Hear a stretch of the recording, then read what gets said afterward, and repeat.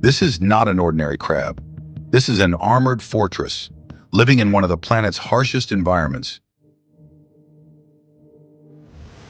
It lives in the Bering Sea, beneath 3,300 feet of water, a place of building-sized waves, crushing pressure, and freezing temperatures. To survive, Alaskan king crab must be a perfect biological machine, with legs spanning over 5 feet in a rock-hard shell. That brutal environment created the stone-hard shell and the firm, sweet meat inside. This rock-hard shell and the tremendous value of this red gold turn its harvest into one of the deadliest jobs on Earth. It is a war against Mother Nature.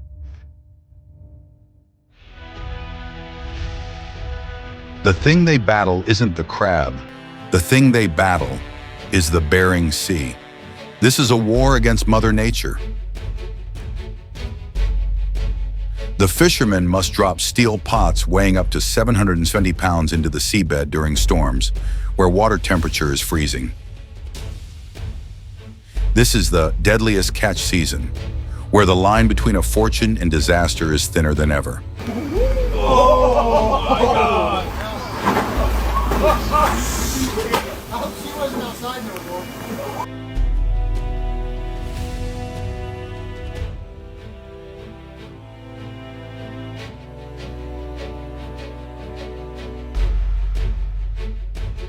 You think the hard part ends there? Not even close. Hauling the pot back up is pure hell. Waves as high as 50 feet crash onto the deck.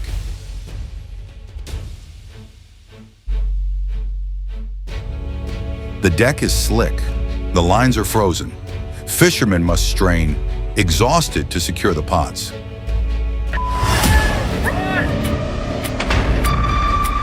Now's the moment when experience truly matters. One mistimed wave can sweep you away forever. The crew has to constantly pry the pots off the ice-frozen cables. And then, all that effort finally pays off. This is the red gold. The catch has made it onto the deck. However, the danger isn't over. The final value of this haul will be decided right here on the deck. This is a $1 million grading process. Fishermen don't keep every crab. They only keep the commercial ones, males that meet the size requirements. Females and juveniles must be released immediately to preserve the population. The size and meat fullness determine the price of the entire haul. A single large A-grade crab, weighing up to 20 pounds, can sell for hundreds of dollars per crab right at the dock. That value is paid for their skill in conquering the Bering Sea and their precision in following the rules. This is the price of red gold, scarcity and risk. Now, to enjoy that sweet meat, we must unlock this armored fortress. Next, let's take a look at how they free that sweet, delicate meat.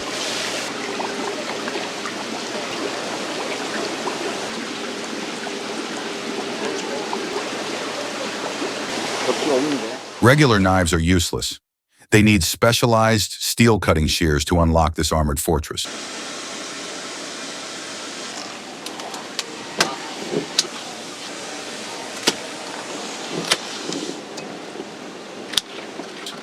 The ritual begins.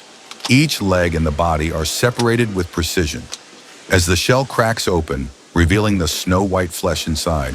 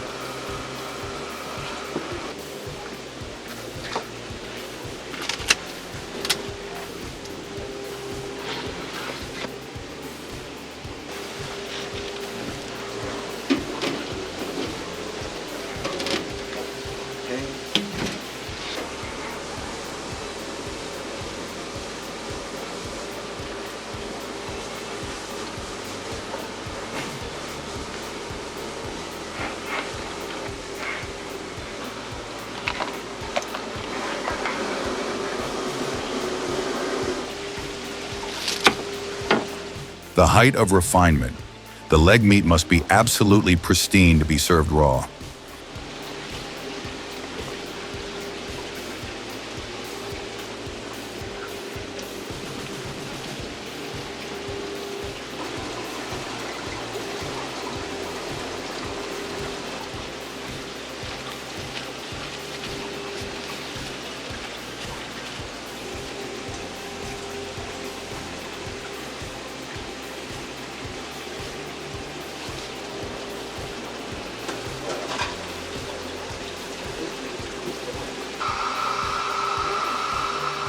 The reward for the grueling trip, the body and claw meat, once steamed, become firm and succulent.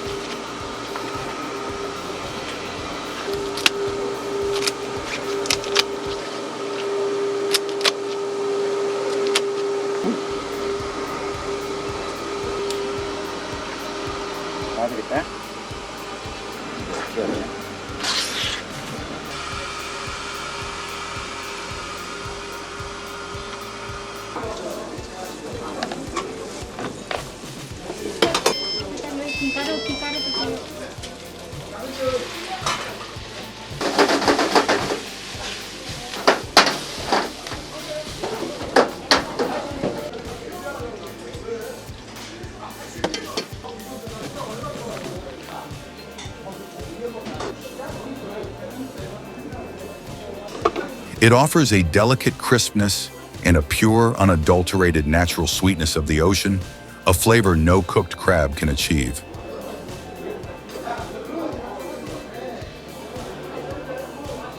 It is shredded and mixed with premium rice, creating a rich crab-fried rice packed with the flavor of Alaska.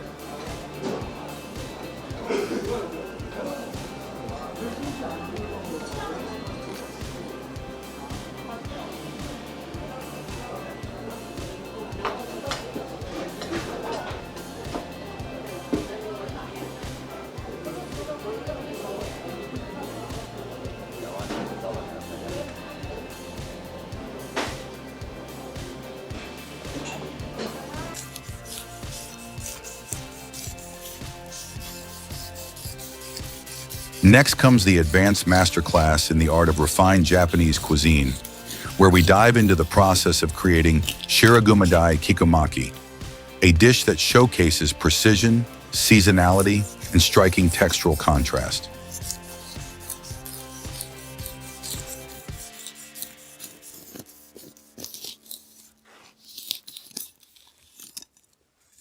The foundation of this dish is the white-amadai, a fish prized for its pristine, sweet white flesh.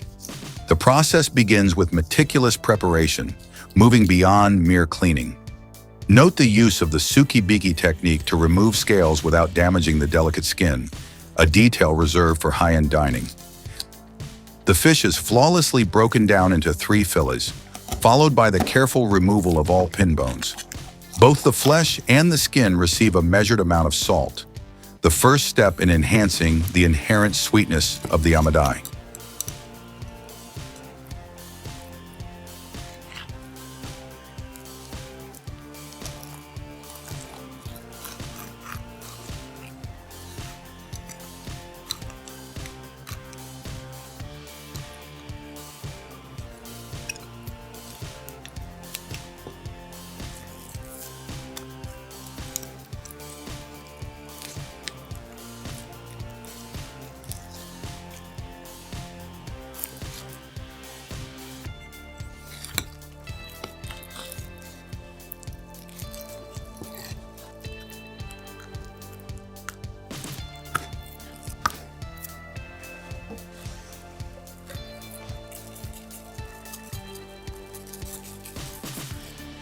What truly elevates this dish is the creation of the kikunori.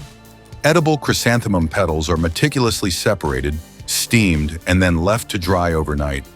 This process transforms the fresh petals into a fragile, aromatic sheet, the kikunori, that serves as the delicate wrapper, imparting a subtle, floral, and slightly bitter note to the final product.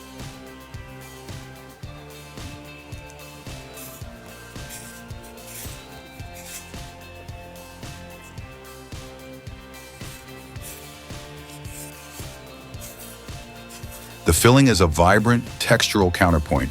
Daikon, carrots, and cucumber are not merely peeled. They undergo the skilled katsuramuki technique, resulting in paper-thin sheets that are then julienned. This attention to cutting technique ensures a uniform, crisp bite.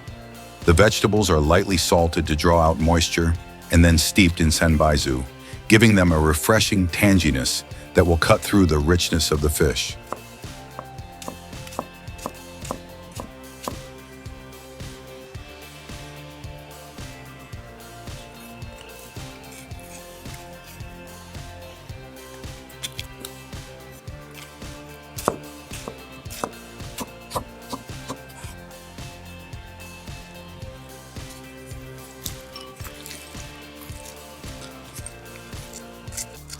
Before rolling, the upper fillet of the amidai is prepared for its final state.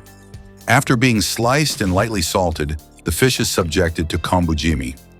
This traditional curing process, where the slices are pressed between kombu sheets, draws out excess moisture, firms the texture, and infuses the fish with the fifth flavor, umami, from the kelp.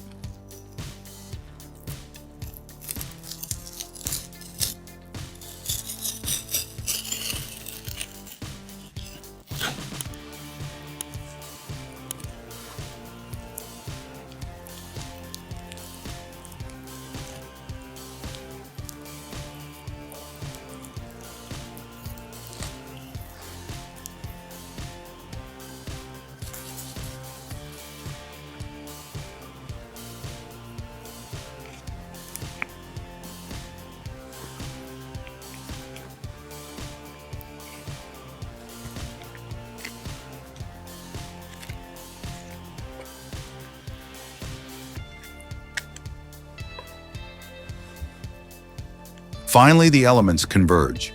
The translucent, cured amidai and the crisp, tangy vegetables are placed on the aromatic kikunori and tightly rolled using a maksu. The resulting shiragumadai kikumaki is sliced to reveal a cross-section of impeccable artistry. The final drizzle of senbaizu brightens the composition.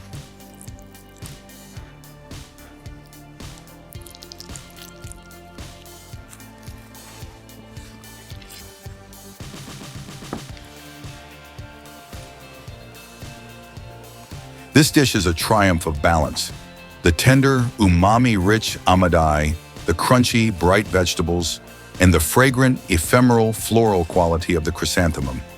It's an exercise in restraint, where every step from the steam to the slice is executed to achieve purity of flavor and textural harmony.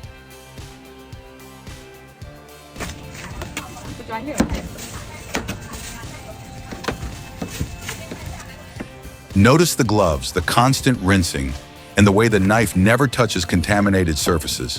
Speed is important, but hygiene is everything, especially when serving fresh fruit. Techniques like this allow them to prepare dozens of boxes in minutes without compromising quality.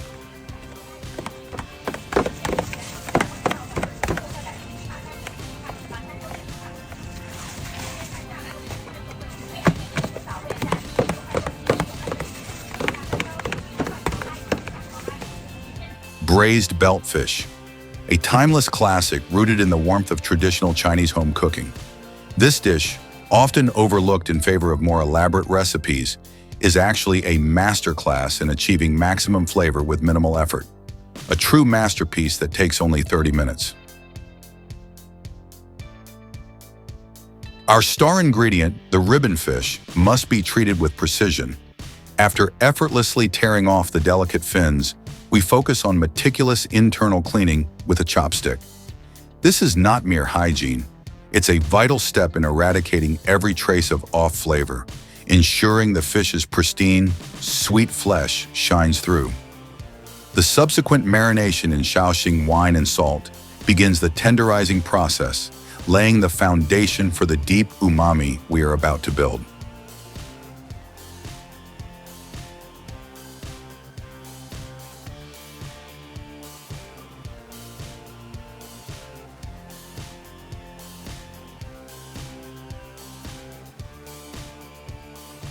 The soul of this braise lies in the sauce. It is a carefully orchestrated symphony of Chinese pantry staples. Dark soy sauce for deep color, light soy for salinity, oyster sauce for richness, and a critical quartet of sugar, MSG chili sauce, and seasoned seafood soy. This complexity ensures the final result is far beyond simple salty or sweet. Now to the wok. The technique for cooking the ribbon fish is non-negotiable.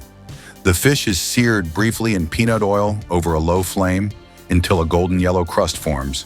Crucially, we never stir quickly. Instead, we shake the pan gently.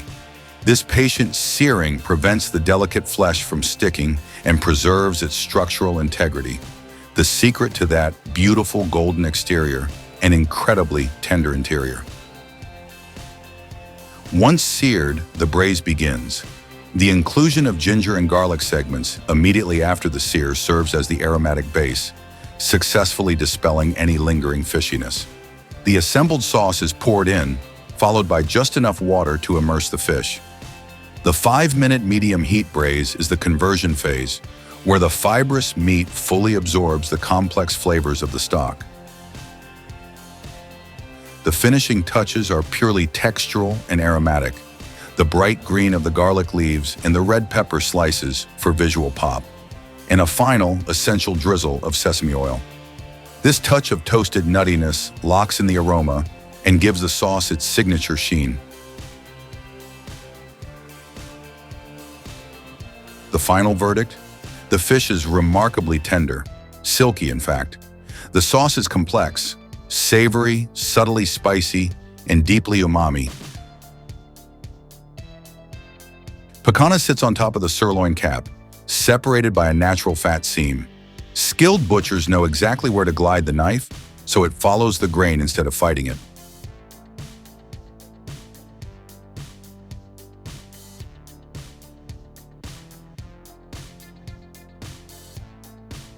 Removing the gland is essential. It can add an unpleasant flavor if left behind. Trimming the fat cap properly ensures that what remains renders slowly over heat, basting the steak as it cooks.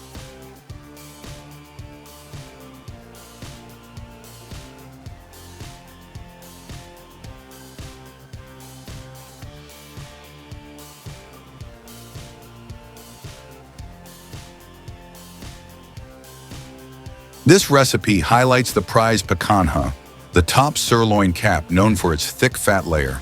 Scoring the fat lets it melt over the meat as it grills, naturally basting it with rich flavor.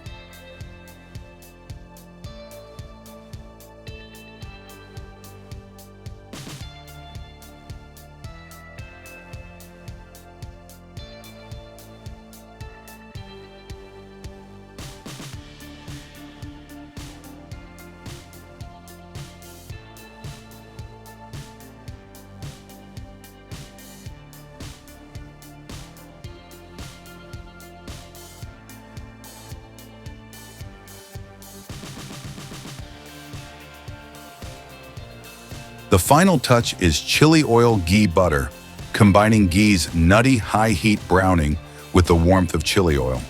The result is a perfect contrast of smoky crust, tender beef, and fragrant heat. Classic Brazilian picanha elevated with modern spice.